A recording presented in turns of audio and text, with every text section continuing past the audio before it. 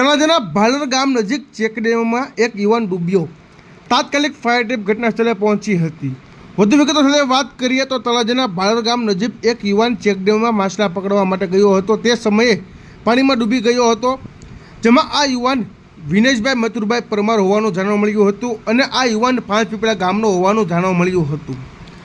આ ઘટનાને લઈને તાત્કાલિક તળાજા ફાયર ટીમ ઘટના સ્થળે પહોંચીને યુવાનની શોધખોળ ચાલુ કરી હતી અને ગણતરીની કલાકોમાં જ આ યુવાનનો મૃતદેહ પાણીમાંથી શોધી કાઢ્યો હતો અને સાથે આ બનાવને લઈને તળાજા પોલીસ પણ ઘટના સ્થળે પહોંચી ગઈ હતી.